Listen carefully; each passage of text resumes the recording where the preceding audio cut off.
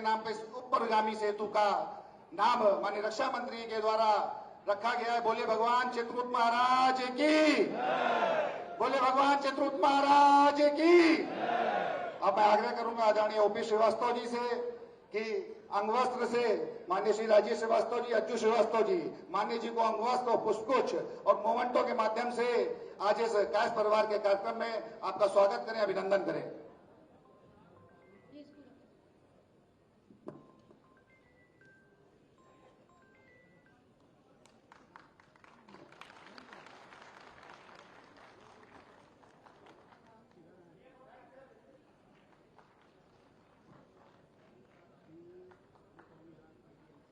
मैं आदरणीय श्री अनुराग श्रीवास्तव जी, श्री संजीव वर्मा जी, श्री उमेश श्रीवास्तव जी से आग्रह करूंगा हम सबके लोकप्रिय उप मुख्यमंत्री माननीय ब्रजेश पाठक जी का अंगवस्त्र, पुष्पगुच्छ और मोमेंटो के माध्यम से स्वागत करें।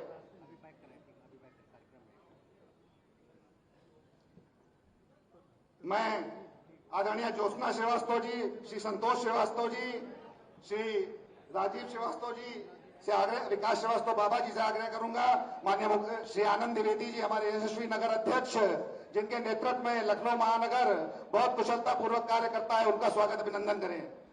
मैं श्री संजीव वर्मा जी, श्री पंकज सक्सेना जी से आग्रह करूंगा माननीय मुकेश शर्मा जी का स्वागत अभिनंदन करें। और मैं श्री अनुराग श्रीवास्तव जी से आग्रह करूंगा हमारी लोकप्रिय माननीय महापौर श्रीमती सुषमा खरगवाल जी का अंगवस्त्र, पुष्पगुच्छ और मोमेंटो के माध्यम से स्वागत करें।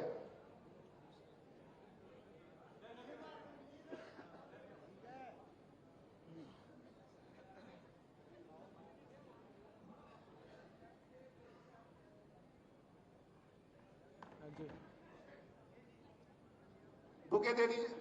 मैं आदरणीय ज्योत्सना श्रीवास्तव जी से आग्रह करूंगा कि अपना पुष्पगुच्छ देके माननीय रक्षा मंत्री जी का स्वागत करें। हम सबका भाव है कि माननीय रक्षा मंत्री जी का स्वागत सब करना चाहते हैं।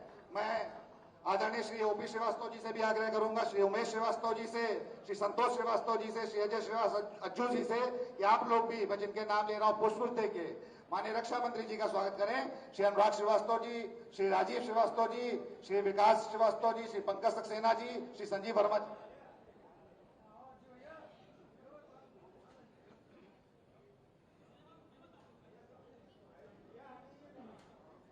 ये सम्मान इस पूरे हमारा जो इस हॉल में कैश परिवार बैठा है, आप लोग के माध्यम से, आप लोग के भाव को दर्शाते हुए ये हमारे प्रतिनिधि कर रहे हैं। माननीय रक्षा मंत्री जी, ये संपूर्ण हमारे चित्रांश परिवार की तरफ से आपको धन्यवाद है कि आपने हमारी चिंता करते हुए लखनऊ के सर्वांगीण विकास के साथ आपने यह भी ख्याल रखा कि हमारे आराध्य देव का नाम ये पुल के नाम से लोकार्पित करके हम सबको एक सम्मान दिया है। हम सब आपको विश्वास दिलाते हैं कि आने वाले लोकसभा चुनाव में एक एक कैश परिवार का हमारा बच्चा, हमारे नौजवान, हमारे बूढ़े आपको रिकॉर्ड मतों से विजयी बना के लखनऊ महानगर से भेजेंगे और माननीय मोदी जी के हाथों को मजबूत करते हुए हम सब इस बात का बिल्कुल परिचय देंगे कि आपने 50,000 करोड़ से ज्यादा के विकास कार्य लखनऊ के अंदर करा करके आज लखनऊ को एक विश्व स्तरीय राजधानी के रूप में विकसित करने का कार्य किया है। माननीय स्वर्गीय अटल बिहारी वाजपेयी जी, हमारे पूर्व प्रधानमंत्री जी ने जो स्वप्न देखा था, आज आपने उसको धरातल पे लाने का कार्य किया है। और मैं आप सबको बताना चाहता हूं माननीय रक्षा मंत्री जी का एक जो स्वप्न था कि लखनऊ पूरे विश्व में एक अलग पहचान रखे, अगर अयोध्या राम नगरी के रूप में विकसित हुई है तो माननीय रक्षा मंत्री जी ने बहुत पहले से तय कर लिया था कि लक्ष्मण नगरी लखनऊ को भी किसी से कमतर नहीं करेंगे। अब मैं आदरणीय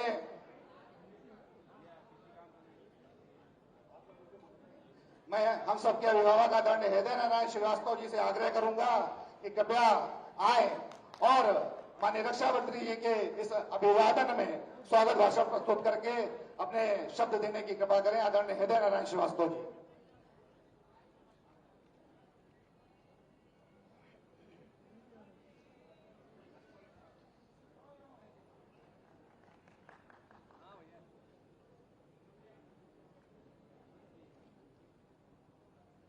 माननीय राजनाथ सिंह जी, रक्षा मंत्री भारत सरकार और लखनऊ के लोकप्रिय सांसद, साथ में साथ में उत्तर प्रदेश सरकार में उप मुख्यमंत्री के रूप में श्री ब्रजेश पाठक जी, जो हम सब के लोकप्रिय हैं, जन जन में लोकप्रिय हैं, और कोई भी कार्यकर्ता ऐसा नहीं जो उनके पास जाए और उससे काम ना हो। लखनऊ महानगर की मेयर सुषमा जी, भारतीय जनता पार्टी के नगर अध्यक्ष श्री पांडे जी, एमएलसी मुकेश शर्मा जी तथा तमाम चित्रांश भाइयों और बहनों, ये बहुत बड़ा कायस्थों के लिए उपलब्धि की विषय है कि आज लखनऊ का चित्रगुप्त परिवार उसका धन्यवाद ज्ञापन करने के लिए माननीय रक्षा मंत्री जी का यहाँ उपस्थित हुआ है। आज जो ऊपर सेतु कुकरेल का बन रहा है, उसका नामकरण नगर महापालिका द्वारा, नगर के द्वारा भगवान चित्रगुप्त के नाम पर हो रहा है। ये उनको लिए बहुत बहुत हम लोगों को सबके लिए बधाई के पात्र हैं और मैं उनका हृदय से आभार व्यक्त करता हूँ। लखनऊ को लखनऊ की पहचान देने में, आज विश्व स्तरीय शहर बनाने में माननीय राजनाथ सिंह जी का जो योगदान है, वो हम लोगों के लिए, सबके लिए बहुत ही सुखद है।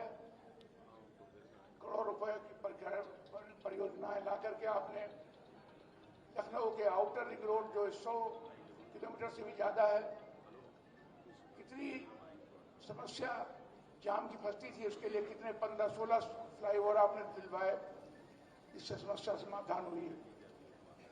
सुषमा जी भी लगी हुई हैं नगर को उसी के अनुरूप स्वच्छ और साफ रखने में। मैं सभी का हृदय से आभारी हूं, धन्यवाद देता हूं। समय का बहुत अभाव है क्योंकि बहुत सारे हमारे वक्ता सम्मान माननीय मुख्यमंत्री, प्रधान रक्षा मंत्री जी को देना चाहते हैं। धन्यवाद। बोले एक बार जोर से भारत माता की, भारत माता की।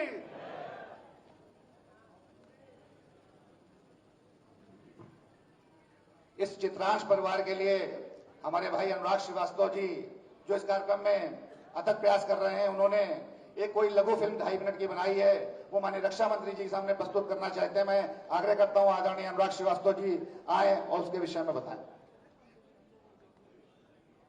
राजनाथ सिंह जिंदाबाद, भगवान चित्रगुप्त महाराज जी की। हमारे बीच हम शहर के, हमारे लखनऊ के, हमारे सबके, पूरे देश के अभिभावक माननीय श्री राजनाथ सिंह जी बैठे हुए हैं। हमारे डिप्टी सीएम, हर सुख दुख में साथ देने वाले हमारे माननीय ब्रजेश पाठक जी डिप्टी सीएम साहब बैठे हुए हैं। हमारे बीच मेयर साहब बैठी हुई हैं, हमारे बीच सभी लोग बैठे हैं। हम चाहते हैं कि एक 2.5 मिनट का जो कायस्थ समाज जो धन्यवाद ज्ञापित कर रहा है, उसका एक वीडियो प्रस्तुत करें और माननीय जी को चित्रगुप्त महाराज जी के जो पुल का नाम दिया गया है, जो सेतु का नाम दिया गया है, जो रोड का नाम दिया गया है, उसके लिए हम धन्यवाद ज्ञापित करें। जी प्ले करिए प्लीज।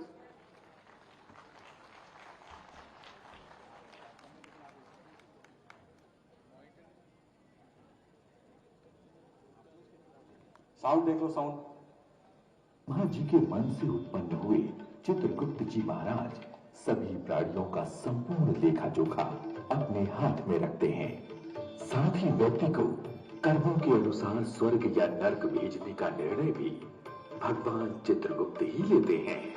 सनातन संस्कृति में अटूट आस्था रखने वाले हमारे लखनऊ के यशस्वी सांसद श्री राजनाथ सिंह जी का हम सभी लखनऊ वासी आभार व्यक्त करते हैं कि उन्होंने भगवान श्री चित्रगुप्त जी के नाम पर लखनऊ के कुकरेल पुल का नामकरण किया। ये तो सर्वविदित है कि कायस्थ समाज के प्रथम पूर्वज भगवान श्री चित्रगुप्त जी हैं।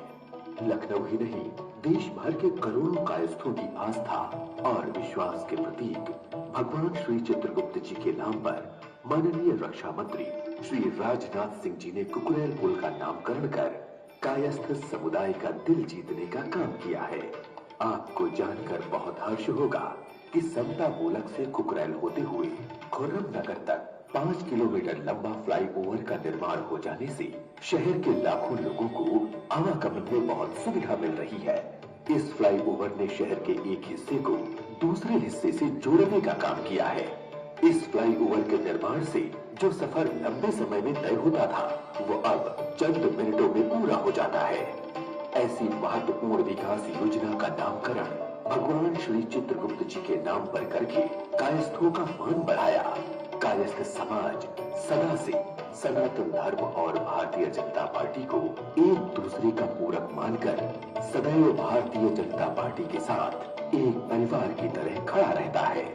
ऐसे में उनके आराध्य भगवान श्री चित्रगुप्त जी के नाम पर इस फ्लाईओवर का नाम रखकर भगवान श्री चित्रगुप्त जी का आशीर्वाद प्राप्त करना सभी के लिए मंगलकारी होगा। लखनऊ का कायस्थ समाज और सनातन संस्कृति में आस्था रखने वाले सभी लखनऊ वासी माननीय सांसद राजनाथ सिंह जी का दिल से आभार व्यक्त करते हैं।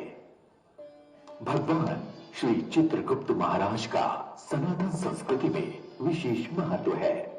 वो समस्त देवताओं के लेखपाल हैं। ब्रह्मा जी के मन से उत्पन्न हो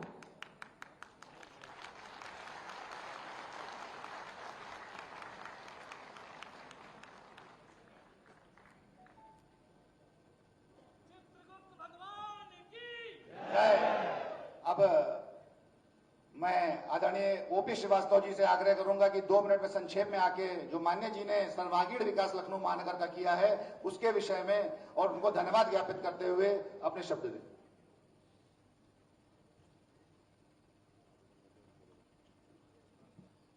लखनऊ के लोकप्रिय सांसद और प्रथम जनसेवक, हमारे उत्तर प्रदेश के अभिमान, देश के यशस्वी रक्षा मंत्री परम आदरणीय श्रद्धेय राजनाथ सिंह जी, उत्तर प्रदेश सरकार में उप मुख्यमंत्री और हम सब के अग्रज आदरणीय श्री विजेश पाठक जी, लखनऊ के प्रथम नागरिक माननीय श्रीमती सुषमा खरकवाल जी व सम्मानित मंच पर उपस्थित सभी विभूतियां, सभी का हृदय से स्वागत और अभिनंदन।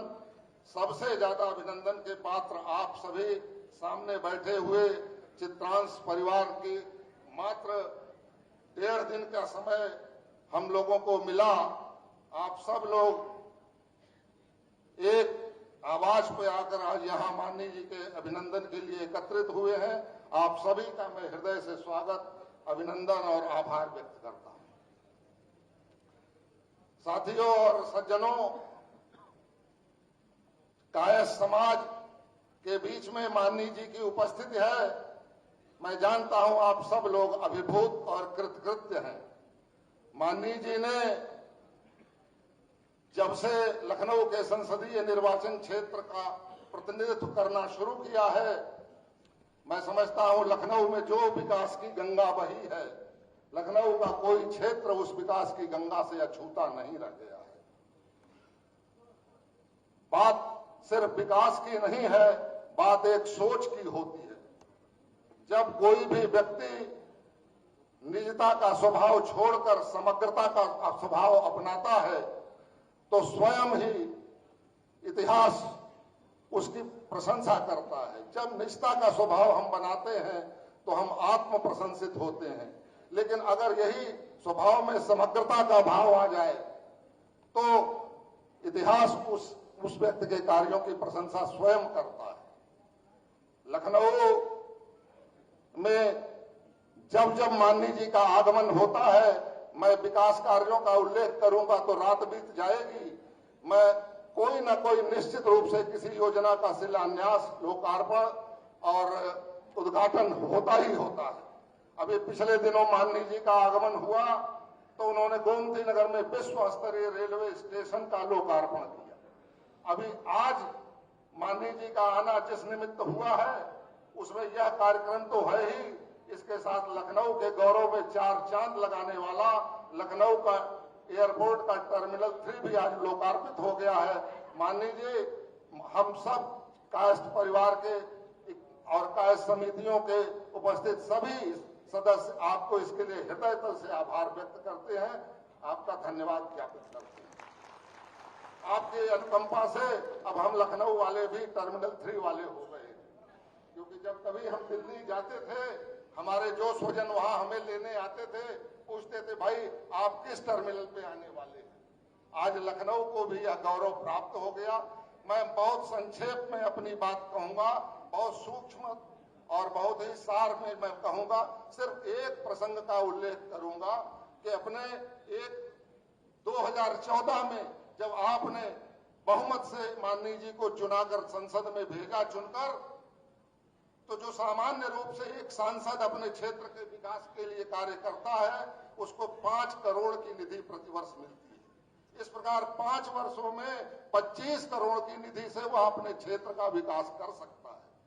2014 में जब हम सबने माननीय जी को दिल्ली की संसद में भेजा, तो माननीय जी ने 1000 गुना ज्यादा 25,000 करोड़ रुपए के विकास कार्य लखनऊ में कराए, जिससे लखनऊ का कायाकल्प हो गया। दूसरी बार जब आपने उनको उससे भी बड़े मोहम्मद से भेजा, तो ठीक 2000 गुना लगभग 45,000 करोड़ रुपए के पंजीकृत कार्य माननीय जी के द्वारा अब तक जो है लखनऊ में कराए जा चुके हैं, जिनमें अधिसंख्य या तो लोकार्पित हो चुके हैं या तैयार होकर लोकार्पण की प्रतीक्षा कर रहे हैं। एक छोटा विषय और है, जब पिछली बार जब कोरोना महामारी की प्रलयंकारी प्रकोप में पूरा लखनऊ चपेट में आ गया, पूरी देश और पूरा दुनिया चपेट में आ गया, लोगों के सामने जीवन और जीविका का संकट पैदा हुआ। ऐसे में माननीय जी ने न केवल लोगों के प्रचुर उसके भोजन और आहार की चिंता की, न केवल प्रचुर मात्रा में खाद्यान्न सामग्री बेचकर लखनऊ के जन जन के घर का चूल्हा जलवाया। बिल्कुल केवल इतना ही नहीं, अत्यंत अल्प समय में महीनों भर 2 महीने के अंदर कैंटोनमेंट एरिया में डेडिकेटेड कोविड हॉस्पिटल, वो भी 2 तैयार करा के लखनऊ वासियों का दिल जीतने का काम किया। माननीय जी, आप चुनाव बाद में जीतेंगे, लखनऊ वासियों का दिल आप पहले जीत चुके हैं। यह चुनाव तो मात्र औपचारिकता है।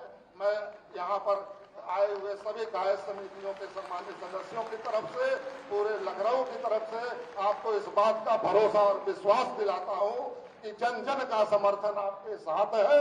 चुनाव जिस दिन जीतकर आप जीत की माला पहनेंगे, उसमें कायद समाज के मनकों की माला जरूर दिखाई देगी। इन्हीं शब्दों के साथ आपका पुनः हृदय से आभार। आप सभी सम्मानित महानुभावगण का हृदय से आभार। जय हिंद। बहुत बहुत धन्यवाद आदरणीय ओपी जी।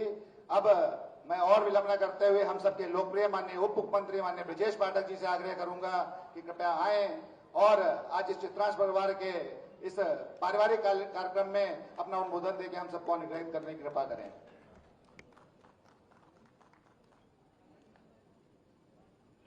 भगवान चित्रगुप्त के, भगवान चित्रगुप्त के, भगवान चित्रगुप्त के।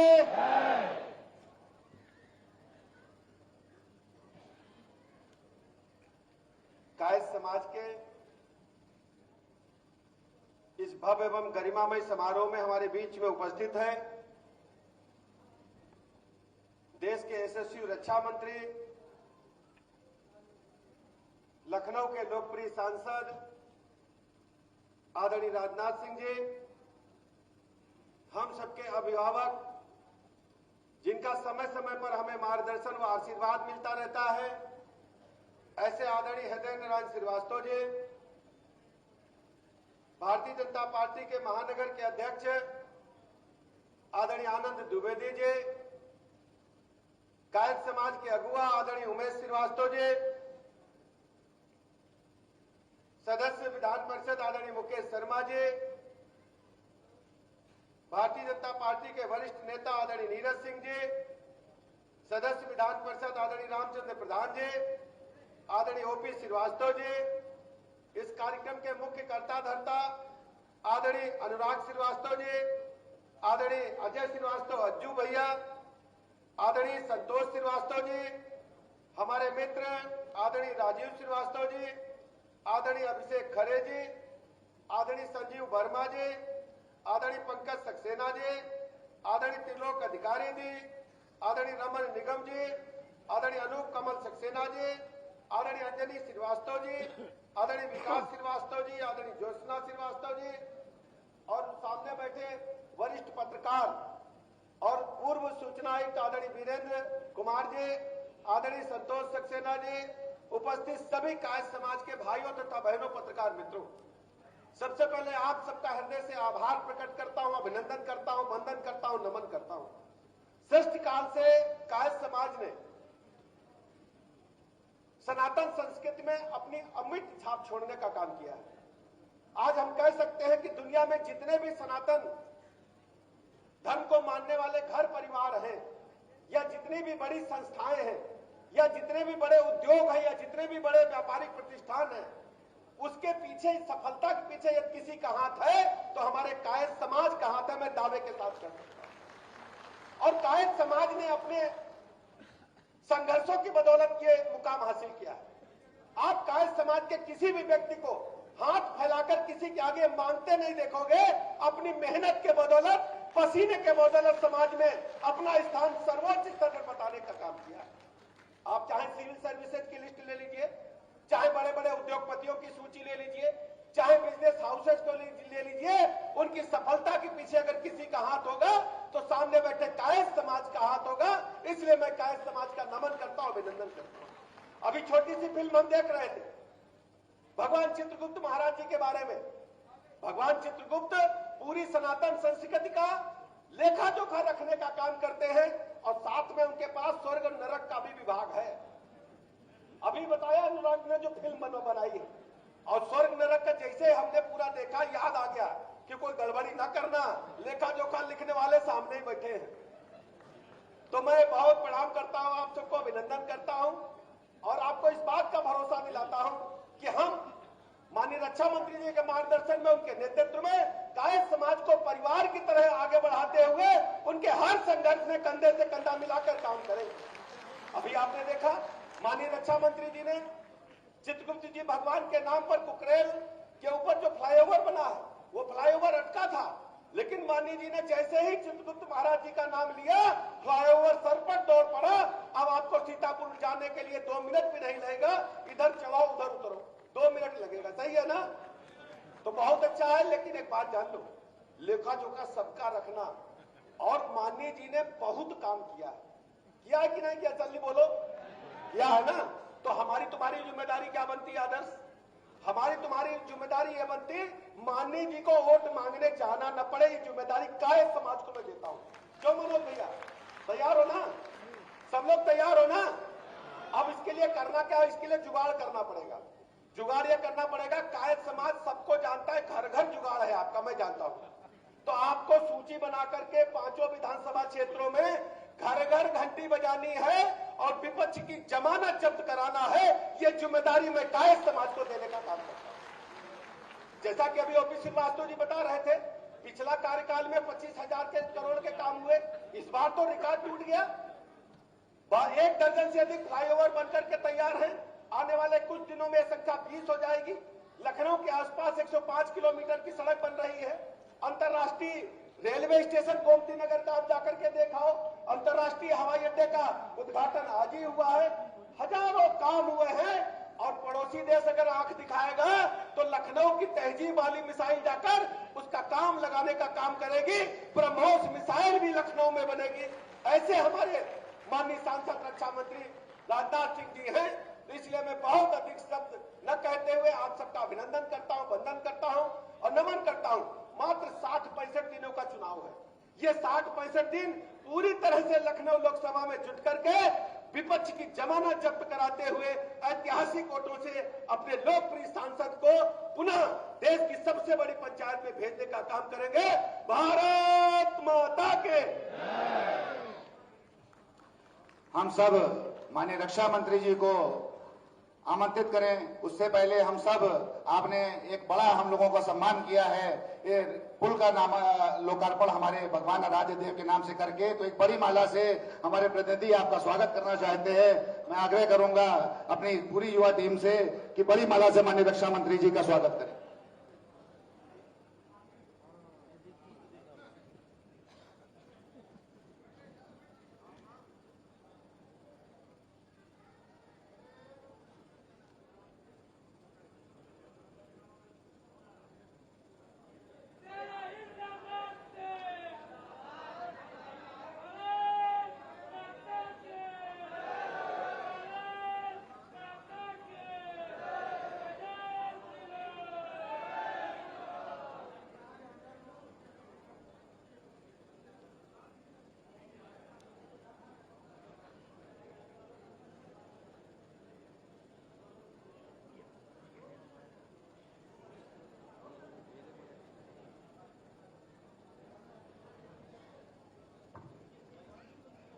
अब हम सब अपने लोकप्रिय सांसद, भारत के रक्षा मंत्री, हम सबके अभिभावक आदरणीय राजनाथ सिंह जी का आग्रह करते हैं कि आए, अपने आशीर्वचन हम सबको प्रदान करें। एक बार खड़े होकर करतल ध्वनि से आप सब माननीय रक्षा मंत्री जी का स्वागत करें। सब खड़े होकर करतल ध्वनि से।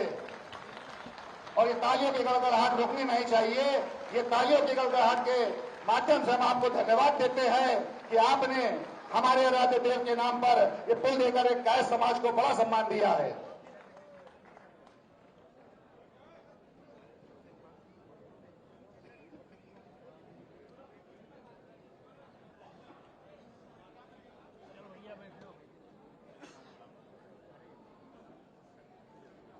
इस मंच पर मैं देख रहा था कि सबसे वरिष्ठ कौन है।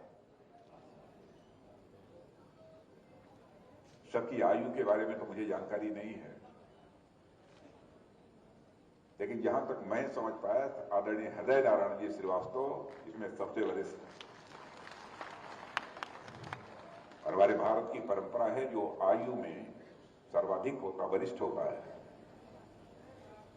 बड़ी आयु का होता है,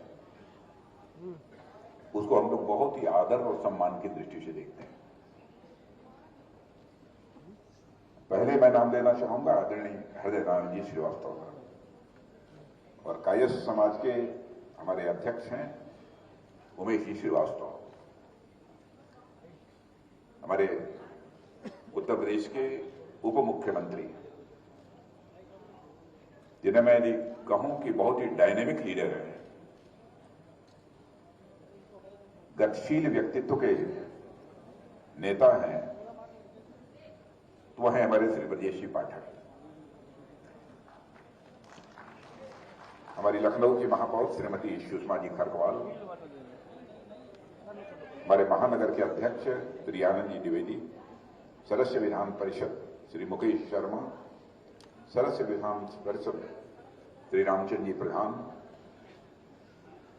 श्रीमान ओपी श्रीवास्तव जी, श्रीमती ज्योत्सना श्रीवास्तव, श्री अनुराग श्रीवास्तव, श्री अजय श्रीवास्तव, श्री पंकज सक्सेना, श्री संजीव वर्मा, श्री संतोष श्रीवास्तव, श्री राजीव श्रीवास्तव, श्री विकास श्रीवास्तव और इस मंच के संचालक प्रिय अभिषेक खरे और इस सभागार में मौजूद मेरे सभी सम्मानित बहनों एवं भाइयों, मेरा सौभाग्य है कि मैं आप सबके समक्ष इस कार्यक्रम में उपस्थित हूं। वैसे एक बड़ा दायित्व होने के नाते मैं मानता हूं कि जितना समय मुझे अपने संसदीय निर्वाचन क्षेत्र के लिए देना चाहिए, उतना समय चाहते हुए भी मैं नहीं दे पाता हूं। और मैं समझता हूं कि कोई भी व्यक्ति यदि हमारी स्थिति में होगा तो उसके लिए किसी भी सूरत में संभव नहीं हो पाएगा। फिर भी एक व्यक्ति नहीं होगा ऐसा लखनऊ का जो ये कह दे कि मैं लखनऊ गया हूं, मुझे समय दिया गया है और वो मुझसे मिल नहीं पाया है। वहां मैं मिलता हूं, यहां आता हूं तो हजारों लोगों से मिलता हूं। लखनऊ में सांसद होने के नाते भी या सांसद रहने के पहले भी, इस प्रदेश के शिक्षा मंत्री के रूप में, इस प्रदेश के मुख्यमंत्री के रूप में भी अपने दायित्व का मैंने निर्वहन किया है। मैं समझता हूं कि मेरा किसी को परिचय कराने की आवश्यकता नहीं है।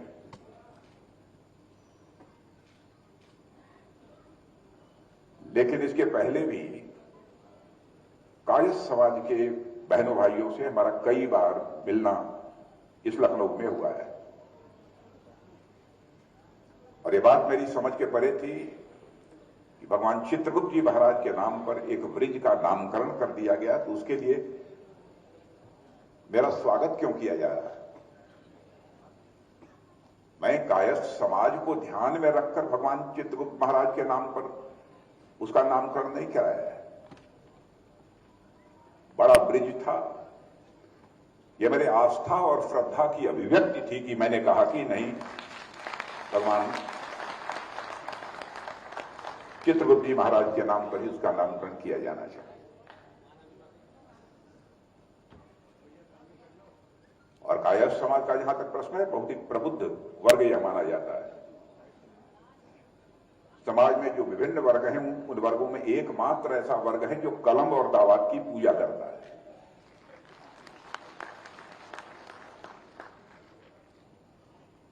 और उत्तर प्रदेश में ही नहीं बल्कि पूरे भारत में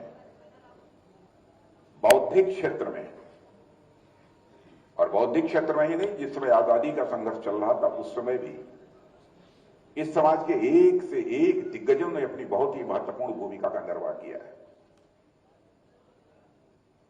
भारत देश को आगे ले जाने में भी आप सबका बहुत बड़ा कंट्रीब्यूशन है। जहां तक लखनऊ का प्रश्न है, लखनऊ का यदि मैं सांसद हूं, आपका प्रतिनिधि हूं, आप सबने यदि मुझे अपना आशीर्वाद दिया है तो स्वाभाविक रूप से मेरा भी कुछ कर्तव्य इस लखनऊ के प्रति बनता था, बना हुआ है। तो मैं इस सामान्य तरीके से जहां तक संभव हो सकता है अपने दायित्व को पूरी ईमानदारी के साथ निर्वहन करने की मैं कोशिश करता हूं। लखनऊ के विकास का जहां तक प्रश्न है, मुझे बताने की आवश्यकता नहीं है, आप सभी अच्छी तरह परिचित हैं। मैं यहां का मुख्यमंत्री था। शायद आप लोगों में से बहुत लोगों को जानकारी इस बात की नहीं होगी, किसी ने मुझे सुझाव नहीं दिया था। उस समय की एनेक्सी की बिल्डिंग, जो सबसे बड़ी बिल्डिंग थी सचिवालय की एनेक्सी, उस एनेक्सी का नामकरण भारत के पूर्व प्रधानमंत्री लाल बहादुर शास्त्री जी के नाम से किसी ने किया था, तो मैंने ही किया। उस समय तो मैं यहां का सांसद था नहीं, मुझे उस समय वोट लेने की चिंता तो थी नहीं, लेकिन परमात्मा की कृपा से एक भाव मन के अंदर पैदा हुआ था, इसलिए उसका नामकरण शास्त्री जी के नाम से किया था। तो यह सब जो काम हो रहे हैं, इसे मैं अपनी क्षमता, अपने कौशल का परिणाम नहीं मानता हूं, बल्कि यह मैं मानता हूं कि ईश्वर की कृपा है, भगवान चित्रगुप्त महाराज जी जैसे लोगों का आशीर्वाद है, जिसके परिणाम स्वरूप इस प्रकार की भावना मन के अंदर पैदा होती है। इस कारण कर रहा हूं। लखनऊ का जहां तक प्रश्न है, लखनऊ के बारे में कितना विकास हो रहा है, कैसे विकास हो रहा है, कोई हमसे यदि पूछे तो मैं अभी पूरी तरह से यहां के विकास से संतुष्ट नहीं हूं।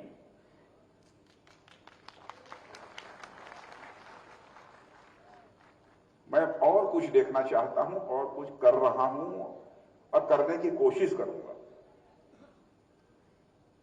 हां, काम इतने ज्यादा अधिक हो गए थे कि सारे काम एक सीमित समय में पूरे नहीं किए जा सकते। अब आप लोग केवल 12, 13, 14 फ्लाईओवर बन गए, उसी को बड़ा काम मानते हैं। मैं नहीं मानता। आज भी अभी 9 फ्लाईओवर ऐसे हैं जो स्वीकृत पड़े हैं, जिन पर कभी काम प्रारंभ होना शेष है। 9 और ऐसे फ्लाईओवर हैं जिन पर की काम होना भी शेष है। हमारी जो कोशिश यह है कि यहां के लोग स्वस्थ भी रहें, इसलिए मैंने कहा था अपने लोगों से कि भाई ऐसा करिए, एक भी पार्क यहां का शेष नहीं बचना चाहिए किसी कॉलोनी का, जहां पर कि जिम की व्यवस्था न हो जाए, ताकि लोग अपने घरों से निकलकर वहां एक्सरसाइजेज भी कर सकें। मनुष्य समाज में योगदान करे, उसके अलावा उसके लिए आवश्यक है तो शरीर से स्वस्थ हो और मानसिक रूप से भी वह स्वस्थ हो। इस सोच के आधार पर मैंने इस काम को कोई छोटा काम मान सकता है, लेकिन मेरे जैसे व्यक्ति के लिए बड़ा काम था। मैं तो यह चाहता हूं कि यहां के पार्कों को इस तरीके से विकसित किया जाना चाहिए और इस तरीके से उसे हरा भरा रखना चाहिए, ताकि घरों से, अपनी कॉलोनी से निकलकर जब लोग पार्क में पहुंचे तो एक स्वस्थ माहौल में वहां पर योगा कर सकें, प्राणायाम कर सकें। क्योंकि मनुष्य का जीवन सुखी हो, इसके लिए आवश्यक है कि वह स्वस्थ हो। मनुष्य के जीवन की सार्थकता की प्रथम शर्त यदि कोई है तो स्वस्थ होना है। छोटी छोटी चीजों का ध्यान रखना है। माताओं बहनों की, हमारी भी माताएं बहनें, आपकी भी माताएं बहनें, सबकी माताएं बहनों की, हर परिवार। मैंने छोटी छोटी चीजों का जहां पर जानकारी दी, मैंने कहा माताओं बहनों को सैनिटरी पैड उपलब्ध कराई जानी चाहिए। मैंने गरीब परिवारों की में देखा है कितनी बीमारियों का सामना करना पड़ता है। अब आप कहेंगे कि सांसद, देश का रक्षा मंत्री इन सब बातों को सोच रहा है।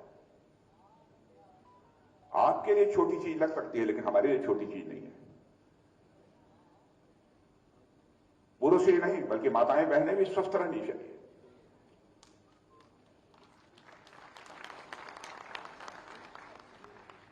और हमारी पार्टी की प्राथमिकताओं में से एक प्राथमिकता यह है नारी सम्मान।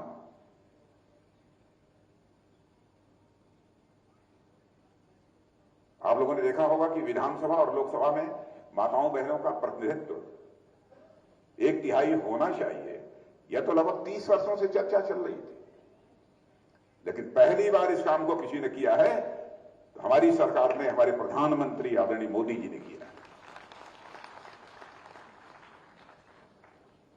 छोटी छोटी चीजों पर बराबर हमारी सरकार ने इस ओर ध्यान दिया है। अब यहां बहुत सारे नौजवान बैठे हैं गायक समाज के, मैं जानता हूं इसमें कुछ जरूर 2, 4, 6, 8 जरूर होंगे जो स्टार्टअप का काम करते होंगे, क्योंकि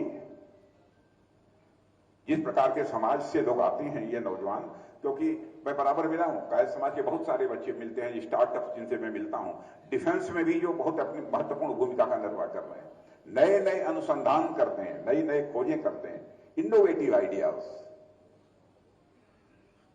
बराबर उनके अंदर जनरेट होती रहती है। और ऐसी ऐसी चीजों का निर्माण किया है बच्चों ने कि सचमुच यदि कहा जाए कि करिश्माई काम किया है तो यह कहना भी अतिशयोक्ति नहीं होगी।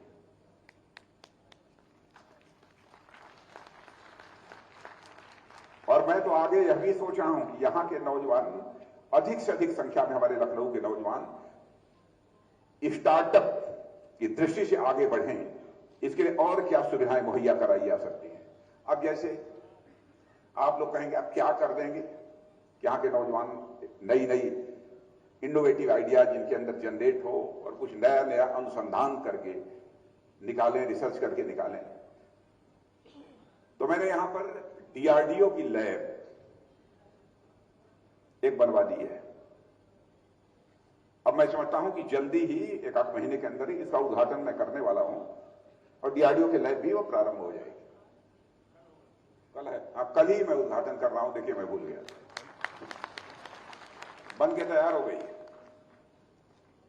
अब आप कल्पना करिए यह सब चीजें सोचना, भाई जो एक जनरेशन आयु में कुछ बड़े हो गए, लेकिन बच्चों की भी हमको चिंता करनी होगी ना।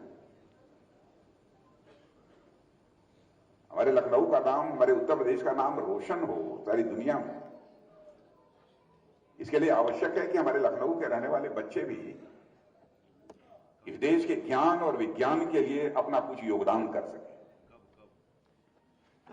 मैंने कहा कि लैब बननी चाहिए और लखनऊ में पहली बार ये डीआरडीओ की लैब बनकर बन गई है और कल मैं उसका लोकार्पण भी करने वाला हूं।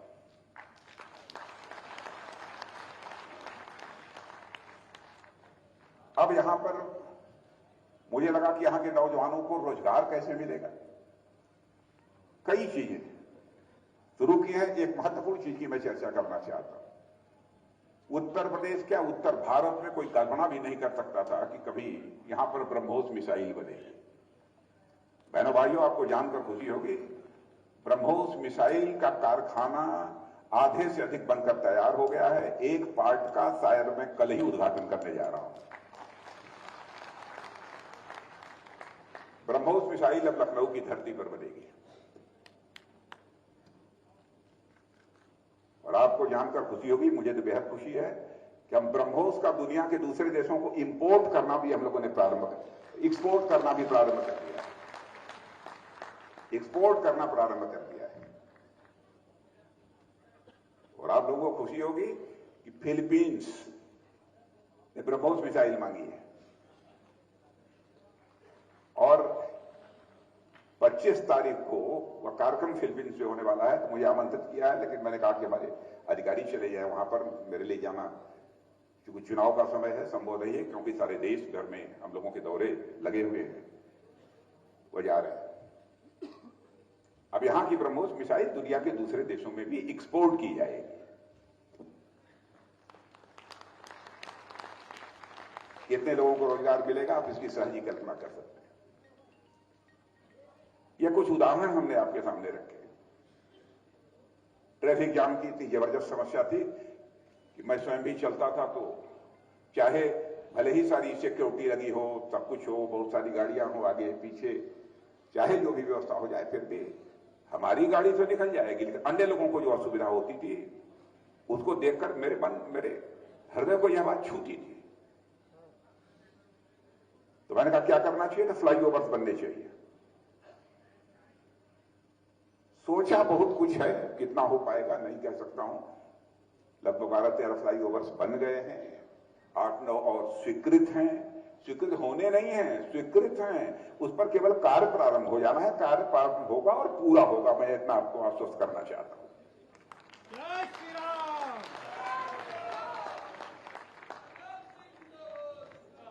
ट्रैफिक जाम की समस्या से यहां के लोगों को निजात मिले, इस दृष्टि से जब मैं 2014 में पहली बार सांसद चुना गया था, तो उसी समय मेरे दिमाग में आया कि क्या किया जाए।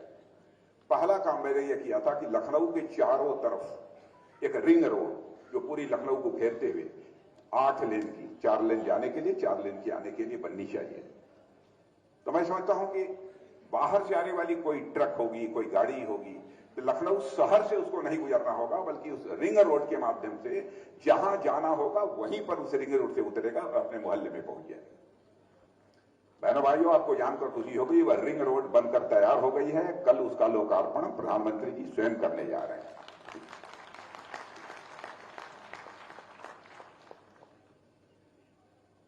गलियों में सुधार होना चाहिए, गलियां भी अच्छी बननी चाहिए। अन्य भी बहुत सारी सुविधाएं हैं जो कि लोगों को मुहैया कराई जानी चाहिए। उसके बारे में भी हम लोगों ने सोचा है, उस पर हम लोगों ने काम भी प्रारंभ किया है। अब सीवेज की समस्या रहती है लखनऊ में। सीवेज ट्रीटमेंट प्लांट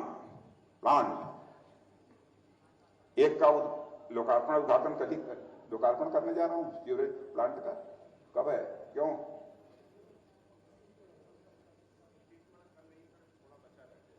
तो अभी बाकी है, शिलान्यास है किसी का नहीं, कैंटोनमेंट वाले का नहीं है ना वहां पर।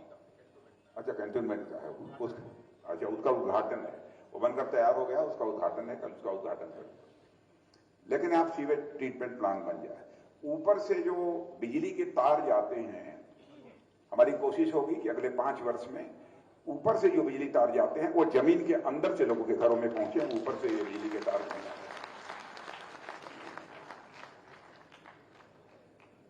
तो यह सब सारी हमारी योजना है, इसे करने की मैं अपनी तरफ से कोशिश कर रहा हूं।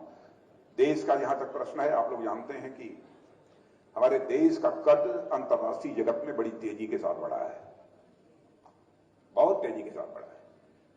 भारत हमारा पहले का भारत नहीं रह गया।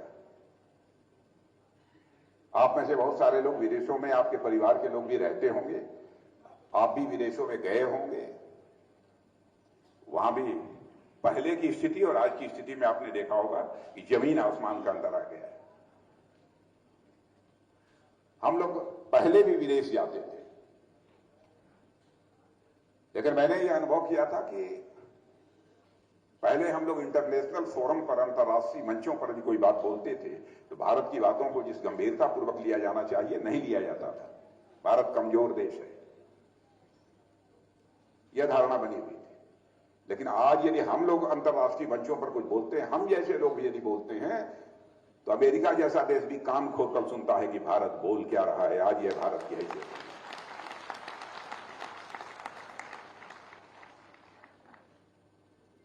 अद्भुत मान्यता है भारत। मैं तो एक उदाहरण देता हूं कि आप ये कल्पना करिए, पता नहीं लखनऊ के बच्चे थे फंसे हुए कि नहीं यूक्रेन में, मैं नहीं जानता।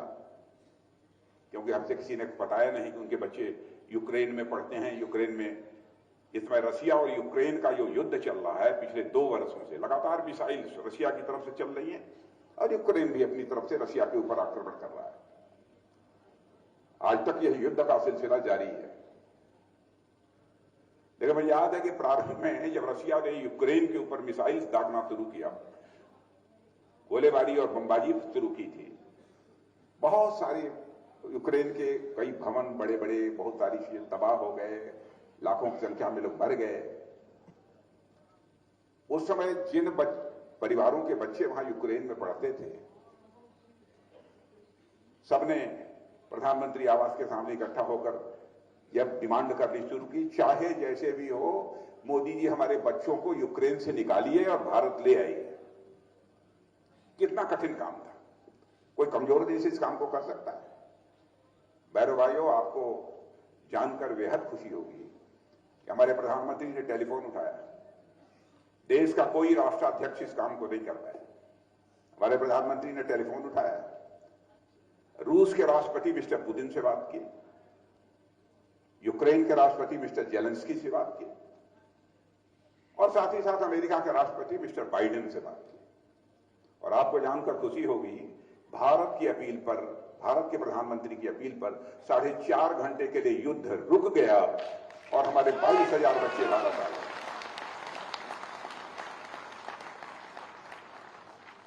ऐसे कई उदाहरण हैं जो मैं आपके सामने रख सकता हूं।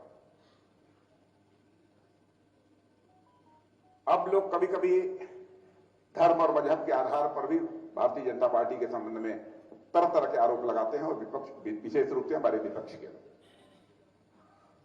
मैं उनसे पूछना चाहता हूं, विपक्ष दुनिया के दूसरे देशों की नजर में भी तो हमारी गतिविधियों पर रहती है। 5 अरब देशों का जो सबसे बड़ा सम्मान होता है, अरब देशों का जो सबसे बड़ा सम्मान होता है, वह सबसे बड़ा सम्मान अरब के 5 देशों का यदि किसी को प्राप्त हुआ है तो हमारे प्रधानमंत्री को प्राप्त हुआ है, भारत के प्रधानमंत्री को। मैं समझता हूं कि यह कोई सामान्य उपलब्धि नहीं है, यह कोई छोटी उपलब्धि नहीं है। और हमारे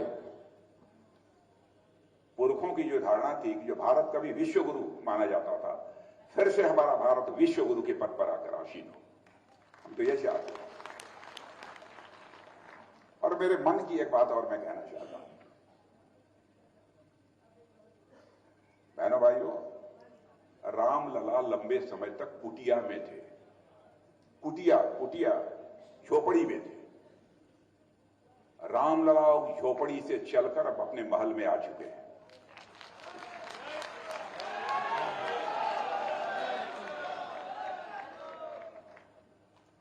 पता नहीं क्यों मेरा दिल कहता है, शायद यही प्रकृति को भी मंजूर है कि रामलला जी महल में आ चुके हैं, तो भारत में भी अब राम राज्य आकर रहेगा। मेरे भाई,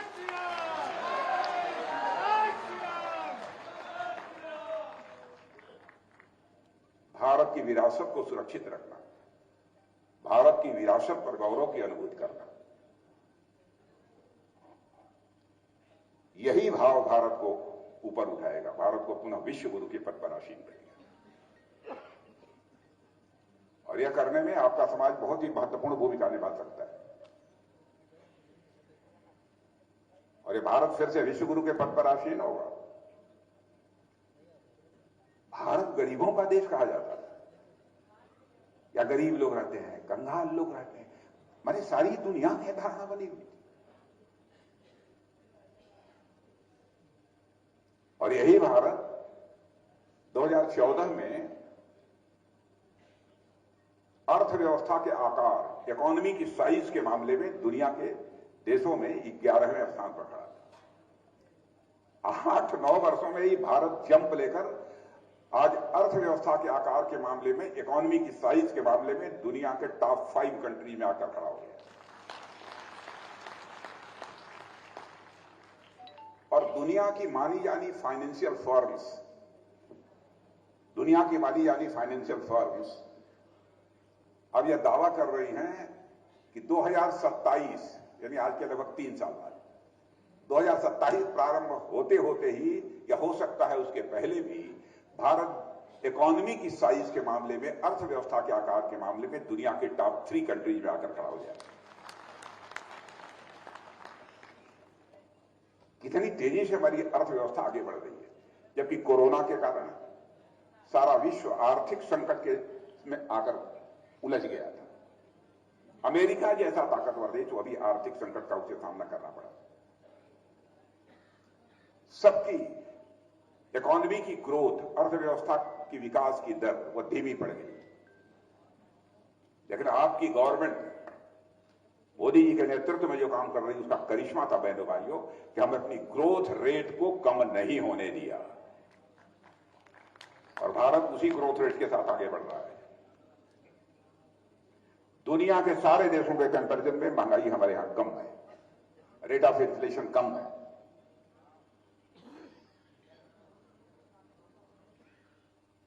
मुझे लगता है ईश्वर को भी मंजूर है कि भारत को आगे जाना है, भारत को विश्व गुरु के पद पर आसीन होना है। गवर्नमेंट के ट्रैक रिकॉर्ड का जहां तक प्रश्न है, मैं दावे के साथ कह सकता हूं, कोई भी व्यक्ति गवर्नमेंट के परफॉर्मेंस का यदि मूल्यांकन करेगा तो सहज रूप से इस नतीजे पर पहुंचेगा कि हमारे प्रधानमंत्री मोदी जी के नेतृत्व की गवर्नमेंट का ट्रैक रिकॉर्ड शानदार है, एक्सीलेंट है। पहले की गवर्नमेंट्स को आपने देखा होगा, सामान्यतः हर गवर्नमेंट के ऊपर कोई न कोई भ्रष्टाचार का आरोप लग जाता है। यहां तक कि भ्रष्टाचार के आरोप के कारण भारत सरकार के कांग्रेसी गवर्नमेंट थी तब मंत्रियों को जेल की हवा खानी पड़ी है। लेकिन जेल की हवा खाने की बात तो दूर, हमारे एक भी मंत्री पर 10 वर्षों के अंदर एक भी भ्रष्टाचार का छींटा भी नहीं लगने पाया। सिस्टम में ट्रांसपेरेंसी होनी चाहिए, सिस्टम में पारदर्शिता होनी चाहिए। उस पारदर्शिता को बनाए रखने की हम लोग कोशिश करते हैं और ये भाषण देकर करप्शन को न तो मिनिमाइज किया जा सकता है, न तो करप्शन को रूट आउट किया जा सकता है। करप्शन को यदि रूट आउट करना है, मिनिमाइज करना है, कम करना है, तो सिस्टम में बदलाव लाकर ही किया जा सकता है और कोई दूसरा रास्ता नहीं है। मैं आपको याद दिलाना चाहता हूं, यह घटना, राजीव गांधी जी भारत के प्रधानमंत्री थे। मैं राजीव गांधी जी की आलोचना नहीं कर रहा हूं, वह कांग्रेस पार्टी के थे। आज तक मैं, चाहे किसी पार्टी का कोई प्रधानमंत्री होता है, मैं आलोचना नहीं करता हूं, यह आप लोगों ने देखा होगा, क्योंकि मैं मानता हूं कि चाहे प्रधानमंत्री होता है, चाहे किसी पार्टी का, नीतियों के बारे में जरूर मैं कमेंट करूंगा, लेकिन व्यक्तिगत आक्षेप मैं कभी नहीं लगाता हूं, क्योंकि मेरी धारणा यह है, मेरी धारणा सही है गलत है आप लोग जाने, मैं मानता हूं प्रधानमंत्री व्यक्ति नहीं होता है, संस्था होता है। और इंस्टीट्यूशंस का, संस्थाओं का सम्मान सदैव बने रहना चाहिए, इसलिए मैं उनकी आलोचना नहीं करना चाहता। उन्होंने एक बार मजबूरी जाहिर की थी और ईमानदारी से मजबूरी जाहिर की थी। उन्होंने क्या करें, हम ऊपर से 100 पैसा भेजते हैं नीचे के लिए, लेकिन ऊपर से नीचे पहुंचते पहुंचते वह 100 पैसा में केवल 14 पैसा लोगों तक पहुंच पाता है और 86 पैसा यह भ्रष्टाचार की भेंट चढ़ जाता है। यह राजीव गांधी जी ने कहा था। लेकिन देखिए, हमारे प्रधानमंत्री ने पहला काम जो किया था, गवर्नमेंट बनने के बाद हर परिवार का बैंकों में खाता खोल दिया। मैं समझता हूं आप सभी का भी बैंकों में खाता होगा, और है कि नहीं? किसी का ना हो तो क्या बताइए, है ना? सबका, सभी का बैंक में अकाउंट। झोपड़ियों में रहने वाले लोगों का भी बैंक में अकाउंट है, zero balance account. Zero balance account हमारी सरकार ने खोला है। बैंक ये शोर बचा रहे थे उस समय कि साहब जीरो बैलेंस अकाउंट आप खोल रहे हैं, कि हमारे बैंक डूब जाएंगे, तबाह हो जाएंगे। और एनपीए, आपको जानकर आश्चर्य होगा, जीरो बैलेंस अकाउंट खोलने के बावजूद बैंक का एनपीए, नॉन परफॉर्मिंग एसेट जिसे बोलते हैं, वो एनपीए जो अप्रॉक्सीमेटली 11%, 8% था, आज वह घटकर 3.1% रह गया।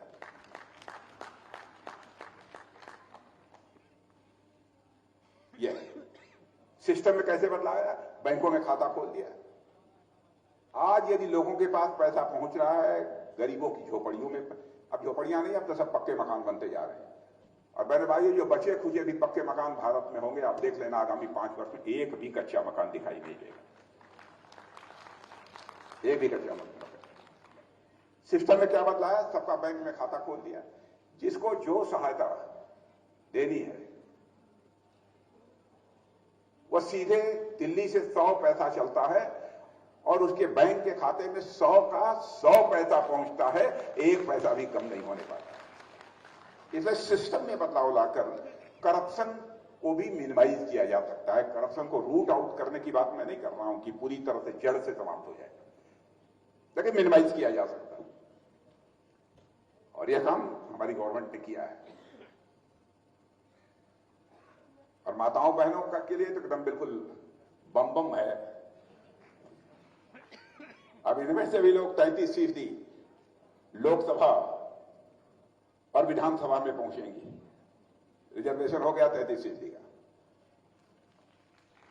छोटी छोटी चीजों पर ध्यान। एक इंडियन पेनल कोड हुआ करता था, इसमें वकील साहबान तो है ना बैठे हुए, काफी कुछ है कि वकील साहबान है? हाँ है, बहुत लोग हैं। वकील साहब लोगों को मालूम होगा कि पहले इंडियन पेनल कोड था, भारतीय दंड संहिता। भाई, दंड संहिता का क्या मतलब है? भारत में ये होना चाहिए, न्याय संहिता होनी चाहिए। अब हम लोगों ने भारतीय दंड संहिता को बदलकर उसका नाम भारतीय न्याय संहिता कर दिया। इंसाफ की बात करो, इंसाफ मिलना चाहिए। इंसाफ में जहां दंड की आवश्यकता है, दंड मिलेगा। यानी छोटी छोटी चीजों का भी हमारी सरकार ने बराबर ध्यान रखा है। करने की कोशिश हम लोग कर रहे हैं। बस आप सबकी शुभकामनाएं चाहिए ताकि यह देश आगे बढ़े। और हम लोग जो कहते हैं वो करते हैं। मैंने लखनऊ की जनता को कभी कोई आश्वासन नहीं दिया। मैं इतना ही कहता हूं, केवल मैं कोशिश करूंगा। आप सबकी शुभकामनाएं चाहिए ताकि परमात्मा मेरे अंदर वह शक्ति दे, हमारे अंदर वह सामर्थ्य दे, ताकि आपकी अपेक्षाओं की कसौटी पर मैं पूरी तरह से खरा उतर सकूं। मैं कोशिश यही करता हूं। और ये सिलसिला अभी चल रहा है लखनऊ का। हमको किसी ने बताया कि पता नहीं भारत के दिवाकर जी हैं, दिवाकर त्रिपाठी जी हैं, कोई हमको बतला रहा था। कहां तक सही है कहां तक गलत है मैं नहीं जानता हूं। हिंदुस्तान अथवा दुनिया के बारे में कोई बतला रहा था कि ये टॉप 10 सिटीज में हमारा लखनऊ आ गया है। अब मुझे इस समय ध्यान नहीं है कि हिंदुस्तान में है कि विश्व में है? हाँ, मैंने देखा नहीं है उस रेटिंग को। हाँ हाँ, प्रॉपर्टी के रेट बढ़ रहे हैं। आप लोगों के भी मकान में जमीन के रेट बढ़ गए होंगे। और जो डेवलपमेंट यहां पर हुआ है पिछले दिनों में, उसके कारण यह सब सारा बढ़ गया है। यदि आपको छोटा मकान बेचकर बड़ा मकान लेने की इच्छा होगी तो उसकी भी कीमत ज्यादा मिल जाएगी। हाल के बड़ा और महंगा मिलेगा, भी बात सही है। तो सब मिला जुलाकर इतना ही मैं कहूंगा कि देश आगे बढ़ रहा है। और भी अभी आज उद्घाटन हुआ है एयरपोर्ट का। जो ही मैं सांसद बना था उसके बाद जो हमारे सिविल एविएशन मिनिस्टर थे उनसे और उनके सेक्रेटरी को मैंने स्वयं टेलीफोन मिलाकर कहा था, भाई हमारे लखनऊ एयरपोर्ट का डेवलपमेंट होना चाहिए। और उन्होंने प्रपोजल बनाकर कैबिनेट को भेजा था। और आपको जानकर खुशी होगी कि वर्षों पहले वो प्रपोजल स्वीकृत हो गया था। और आज हमारा ये लखनऊ एयरपोर्ट, उसकी हैंडलिंग कैपेसिटी करोड़ों में पहुंच जाएगी। 3 टर्मिनल बन गए वहां। आप जाकर देखिए कितना भव्य बना है। मैंने लखनऊ की जनता को यह भी कहा था पहली बार जब सांसद बना था कि मैं त्रिवेणी नगर, ये हमारा जो ये है गोमती नगर रेलवे स्टेशन, इसको मैं विश्व स्तरीय रेलवे स्टेशन बनाऊंगा। आपने देखा है कि नहीं? आप लोगों ने देख लिया है कि नहीं? अभी और बन रहा है जरा, उसको और रंग रोशन उसमें हो जाने दीजिए, रंग रोशन जाकर देखिए। बहनों भाइयों, विश्व में ऐसा आपको रेलवे स्टेशन देखने को नहीं मिलेगा। आप जाएंगे, टिकट लेंगे, रात को ही खाना खाएंगे, लेटेंगे, सवेरे 3 बजे 4 बजे जब गाड़ी आएगी तो उसमें बैठ जाएंगे, घर चले जाएंगे। जहां जाना है अपने डेस्टिनेशन पर आप पहुंच जाएंगे, ताकि घर वाले रात भर जग गए, 3 बजे घर से चले हैं, सबको जगाएं, तब हम रेलवे स्टेशन जाएं। अब उसकी जरूरत नहीं पड़ेगी आपको। आप जाइए, खाना वाना खा के 8, 9, 10 बजे आप सो जाइए, सवेरे गाड़ी 2 बजे 3 बजे जब भी हो आप गाड़ी पकड़िए, वहां मैगजीन पढ़िए, सब सारी सुविधा है वहां पर। फ्रेश होइए, ब्रश करिए, मंजन करिए और उसके बाद बैठिए, गोमती नगर से निकल जाइए अपने डेस्टिनेशन पर। विश्व स्तरीय बना है आपका ये एयरपोर्ट भी, आप देखेंगे यह भी विश्व स्तरीय बना। और सबसे उत्तर भारत में दिल्ली के बाद सबसे व्यस्ततम एयरपोर्ट इस समय कोई है तो लखनऊ का है।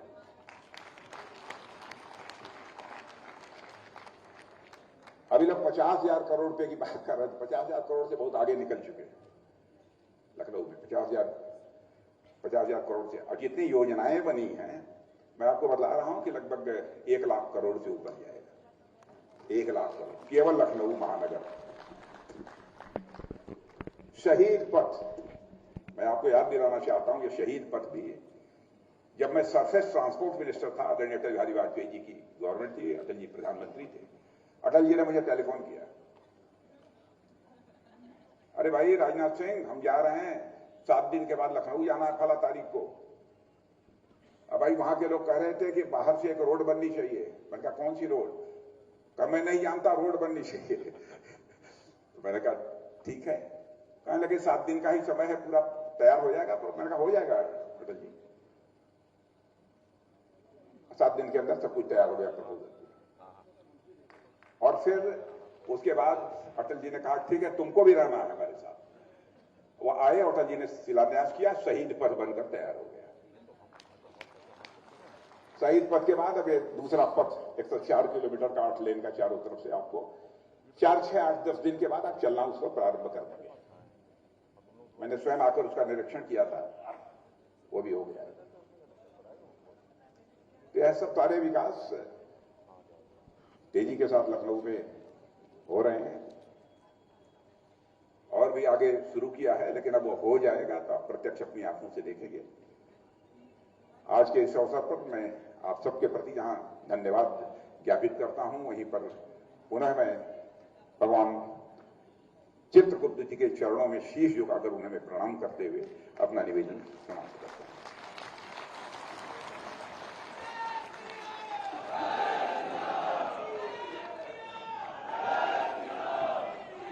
राजनाथ सिंह जिंदाबाद।